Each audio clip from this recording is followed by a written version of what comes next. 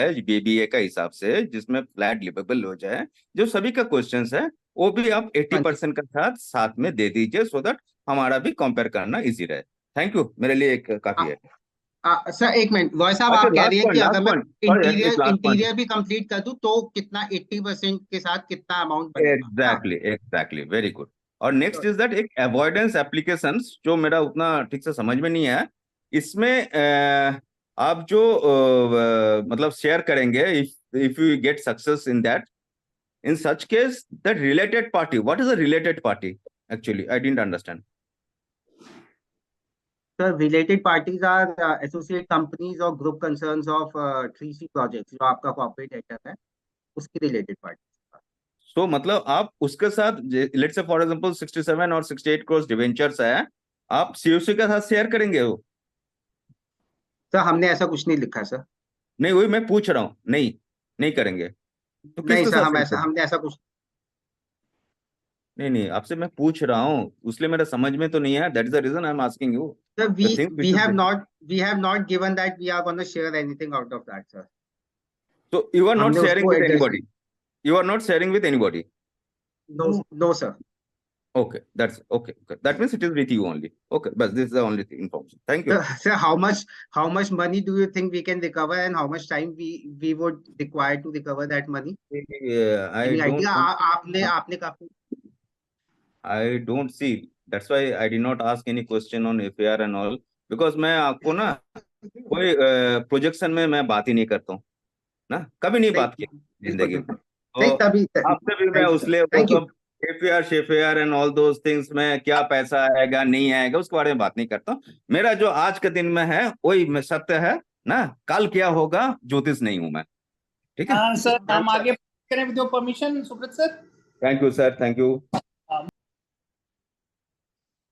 Sir, जो additional FIR का issue है उस पर थोड़ी मेरे को अगर आप क्लैरिटी दे देते तो बेहतर था, मैं थोड़ा सा कम समझ पाया। जी बताइए सर। सर, जो एडिशनल एफआईआर का इशू है वो आप शुरू में बता रहे थे मुझको, मतलब सभी को बता रहे थे, तो आप उसको कैसे परचेज करेंगे या क्या उससे रिलेटेड करेंगे, एक बार दोबारा से बताते। मैं मतलब शायद उतना अंडरस्टैंड कर नहीं पाया मैं, जो ग्रीन एफआईआर है। इसमें मैं आपको दो चीज बता रहा हूँ सर। इसमें क्या है कि आपकी जो बिल्डिंग बनी है, ठीक है ना, वो बिल्डिंग बनी है विद द अजम्पशन कि हमें ग्रीन एफआईआर मिल रहा है, बिकॉज आपने जो प्लान अप्रूव करा है विद द ग्रीन एफआईआर मिल रहा है। जी, प्लान अप्रूव करा है, पास कराया है। अब इसमें दो कंडीशन हो सकती है। एक कंडीशन ये हो सकती है कि आपको कंप्लीटली ग्रीन एफआईआर ना मिले, बिकॉज आपको कई सारी क्राइटेरिया फुलफिल करनी होती है, वो किया है या नहीं किया है, I am not privy to that. ठीक है। दूसरा ये हो सकता है कि आपको उसका पार्ट मिले। ठीक है। तो अगर पार्ट मिलता है तो भी कुछ जो बिल्डिंग्स है वो बेसिकली एक तरीके से इलीगल ये हो जाएंगी, क्योंकि जितना प्लान अप्रूव्ड है उससे ज्यादा बना हुआ है। उसका सॉल्यूशन एक ही है कि जो हमारे पास एडिशनल हम 3.5 एफआईआर तक जा सकते हैं, तो कुछ चीजों को तो हम वहां पे कंपनसेट कर लेंगे, और बैलेंस के लिए हम एक हो सकता है नया टावर लेकर के आएंगे। वो टावर कहाँ आएगा, कहाँ प्लेस होगा, वो बेस्ड ऑन द लेआउट वो डिसाइड होगा कि कहाँ पर वो हो सकता है या नहीं हो सकता है। हो सकता हो भी जाए, हो सकता ना भी हो। अथॉरिटी ये भी कह दे कि हम इससे एडिशनल दे नहीं सकते। हाँ, जो आपकी बिल्डिंग बन चुकी है उसके लिए चूंकि आपका ग्रीन एफआईआर नहीं मिल रहा है, तो इतना ही केवल अप्रूव कर सकते हैं, हम एडिशनल नहीं अप्रूव करेंगे। वो एक रिस्क फैक्टर है, और वो रिस्क आप ले रहे हैं? वो रिस्क हम लेकर के चल रहे हैं। क्योंकि वो रिस्क सर देखो, अब मैं आपको मैं बड़ा ओपनली बोलता हूँ। देखो, मैं एक बिजनेस करने के लिए आया हूँ, और मैं ये इस बिजनेस के लिए नहीं आया हूँ। मुझे लगता है कि अगर हमें एफआईआर मिलता है, ठीक है ना, और वही मेरे लिए गेम है, बाकी मेरे लिए ये कॉन्ट्रैक्टर वाला गेम कोई गेम नहीं है। बहुत मतलब टू बी मतलब ऑनेस्टली मैं बात करूं, उसको ज्यादा ये है। अदरवाइज मैं छुपाऊं और अंडर द कारपेट कोई चीजें कि इसमें चली जाए उसमें चली जाए, वो नहीं। बात बेहतर बात है, बिल्कुल बिल्कुल। तो वही मेरे को थोड़ी सी कम क्लैरिटी हुई थी शुरू में, लेकिन मेरा मोटिवेशन केवल वही है। अदरवाइज क्लैरिटी हो जाएगी, तो मैं इसलिए मैं रुका हुआ था, मुझे लगा मैं ही पूछ लूं। जी मैं तो बोल रहा हूँ ना, मेरे लिए मोटिवेशन ही एडिशनल एफआईआर है। अदरवाइज मुझे आने का कोई मतलब ही नहीं था इस प्रोजेक्ट। टीम में नहीं सर, मैं वही कह रहा हूँ कि अज्यूम ही कर रहे हैं हम। I know everything is hypothetical. मेरा हाँ सर, मैं भी वही बोलना चाह रहा था कि एक्चुअली क्या है कि नोएडा में 3.5 एफआईआर परमिसिबल है। ठीक है। अगर हमें परमिशन मिल जाती है अथॉरिटी की, ठीक है, क्योंकि हमने अपने प्लान में भी डाला है, हम इसके लिए कोई अलग से कंसेंट सीख करने नहीं जा रहे हैं। हमारे प्लान में से हम सिंपल हमने ये डाला है कि एडिशनल एफआईआर हम अथॉरिटी से क्लेम करेंगे, और अगर अथॉरिटी हमें परमिशन देती है तो जहां पर भी वो अथॉरिटी के प्लान के हिसाब से डीम फिट रहेगा वहां पर हम एडिशनल टावर लेकर के आ सकते हैं।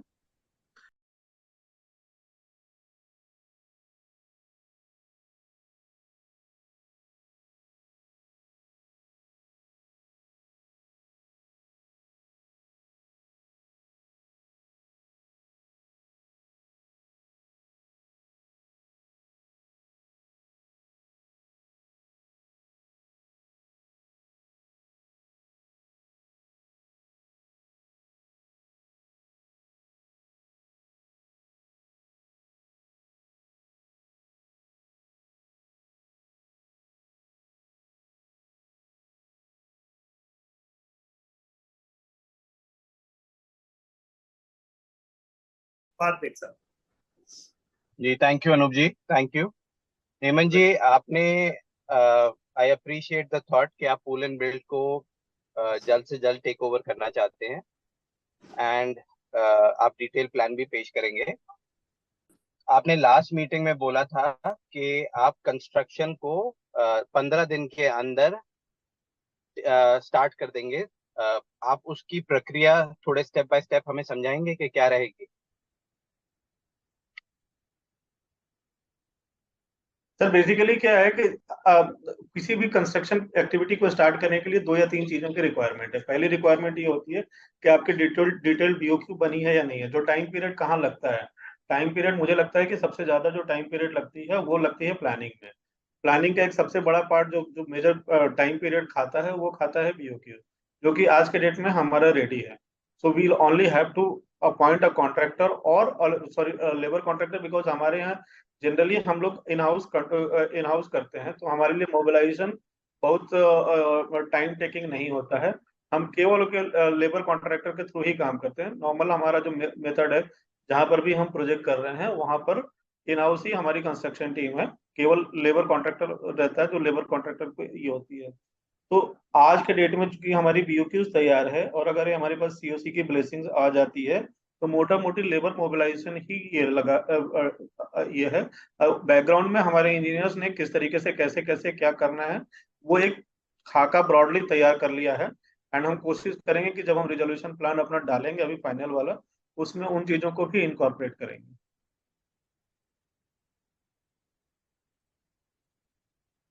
क्योंकि आप कह रहे हैं आपका मोबिलाइजेशन नहीं रहेगा, उसको जरा इलैबोरेट करिए, आपका मोबिलाइजेशन क्यों नहीं रहेगा? हमने कहा मोबिलाइजेशन में टाइम हमें ज्यादा नहीं लगेगा, बिकॉज हमारी इन हाउस एक्टिविटीज ज्यादा हैं। हमारी डिपेंडेंसी जो है वो आउटसाइडर एजेंसीज पे कम है। केवल और केवल लेबर कॉन्ट्रैक्टर के लिए हम आउटसाइड एजेंसीज पे इन्वॉल्व डिपेंडेंट है। तो जितना मोबिलाइजेशन का समय हमारे एग्जिस्टिंग कॉन्ट्रैक्टर को लगा है, आप कह रहे हैं आपको नहीं लगेगा। जैसे जी आपको पानी की टंकियां नहीं बनानी पड़ेंगी, हटमेंट्स नहीं बनानी पड़ेंगी, हॉइस्ट नहीं लगाना पड़ेगा, ये सब आपको नहीं करना पड़ेगा? नहीं, बिल्कुल करना पड़ेगा सर। लेकिन मैंने कहा कि जो सबसे पहले जो प्लानिंग वाला पार्ट है, प्लानिंग वाला पार्ट में चूंकि हम ऑलरेडी कर चुके हैं, देखिए 2 पार्ट में इसको डिवाइड कर लें। एक पार्ट होती है प्लानिंग की पार्ट, दूसरी होती है फिजिकल मोबिलाइजेशन की part.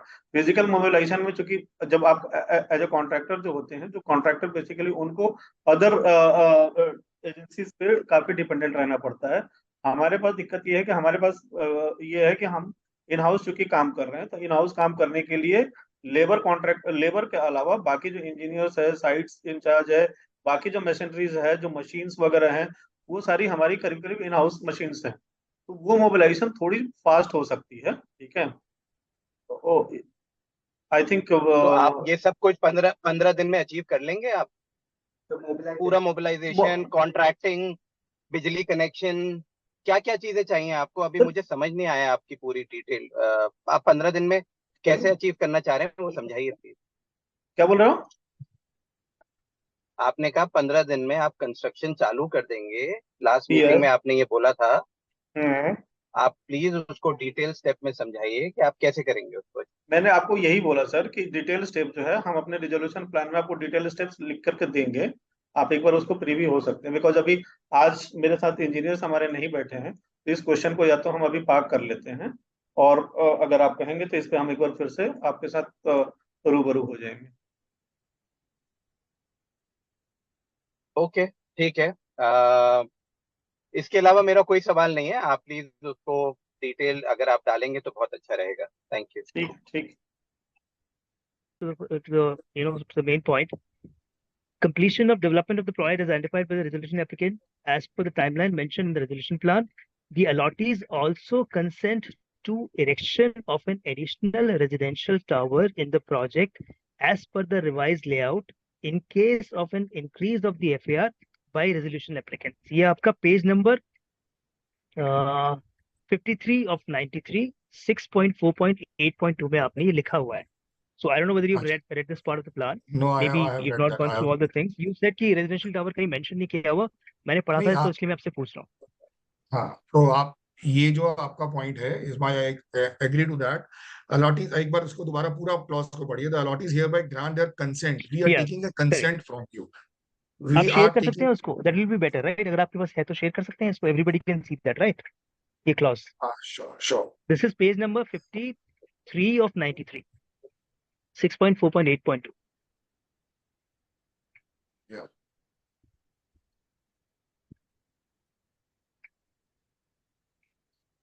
Can you see that now? नहीं, अभी तो ये दिख रहा है, PPT दिख रहा है आपका. अच्छा, एक I don't know whether others can see it or not. हाँ, yeah, right. Yeah, this is हाँ, the, इससे आप पढ़ें. if you see the first line itself, the Right. allottees hereby grant their consent. So what we are taking here in this plan is the consent from you. So we are taking an approval from you.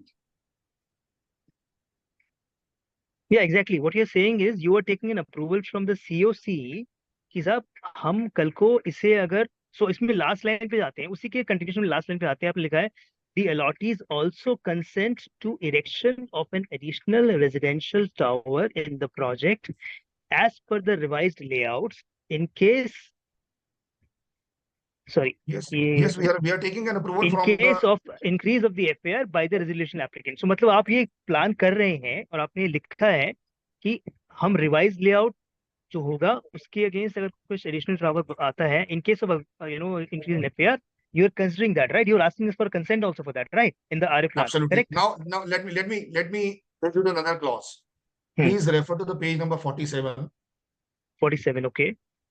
आप ही share कर दीजिए ना उसको, because everybody can see that. मैं वही कर रहा हूँ. I think you can हाँ see ji. my screen. I'm scrolling it down. हाँ, मैंने देखा उसमें 50% की बात आप कर रहे हैं, right? 6.4.28. Correct. 6.4.2. Now please read Right. this. In order to adequately compensate the allottees for the delay in the completion of the project, a resolution applicant also undertakes to transfer 50% of the net profit.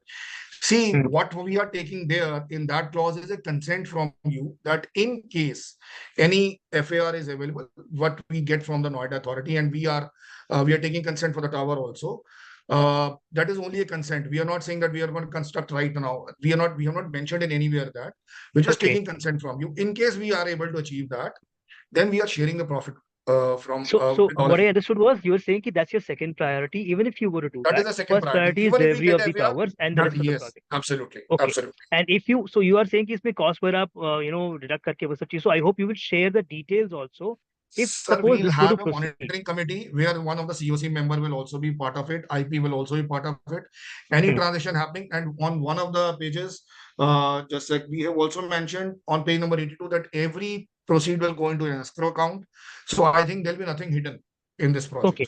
Now, so ठीक है. Now एक और point आपने इसमें mention किया है in terms of escrow account. So suppose अगर हम एक टावर की बात कर रहे हैं, वो तो पूरे प्रोजेक्ट का एक तरह से एसेट बन गया, right? So what escrow account are you talking about? Are you talking about the tower project escrow account or tower wise escrow account? What is the point that you're making over here in terms of escrow? Sir, एक थोड़ा सा ना, I think what I have realized that buyers have little confusion on the maybe not confusion, maybe a little different in understanding. There is a pool and build process and there is a resolution process. After the resolution process, the escrow account is governed as per the RERA regulations. Okay. So there is no tower wise anything which exists legally. So tower wise is something which you are doing under the CIRP process, which is pool and build process, till the time the plan is not approved by authority. After the plan is approved, it will be supervised as per under the regulations. And there are very stringent regulations. There are quarterly challans, there are quarterly returns which has to be submitted. There is a complete process for Okay. that. Okay, it's fine. So I got it. Now, can you quickly tell me what is the percentage of increase possible in the FAR if it were to be achieved from the existing one? I think you're just twisting. I don't know actually. Honestly, You don't really know. at this So the moment, civil engineer this in the time team frame was can too answer the short question. to Vineet see. ji can answer the question. See, there approximately we were given 40 days time to put a plan. All right. Okay. 30 days prior to this, after the EOI was, and you can say 40, 50 days of time, quality time, which was given to go through each aspect of this was not a time we go to the Noida authority and understand what is the percentage of FAR we can get, what is the amount of, I don't know. This was not the right Fine. approach. ठीक है, I got the point. But can NRG and consortium at least give us the confidence that in terms of dealing with the authorities regarding FARs or other, compliance requirements, etc., whether you have the expertise and the right people on this. See, I do agree that you don't have the time or you were not given sufficient time. I appreciate that. Not an issue. But whether you have the team which can deal with the authorities on various factors. See, fire Sir, NOC लेने के I लिए think ये बाकी सब चीजें. our plan should have given you enough confidence. We have dealt each small aspect of the IIM. We have a very strong legal team which is working with Noida Authority also, and we have I would say a very strong team actually which can handle all these kind of things. Right now, what Okay.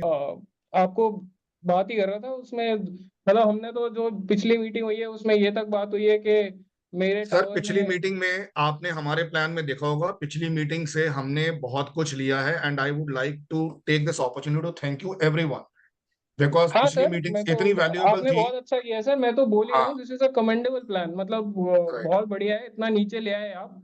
आई नहीं just सिर्फ नीचे नहीं लाए हैं, सिर्फ नीचे नहीं लाए हैं, आप सिर्फ एक एस्पेक्ट को देख रहे हैं which is the price part of it. In fact, there were various aspects which were not even covered also, and we also didn't put attention.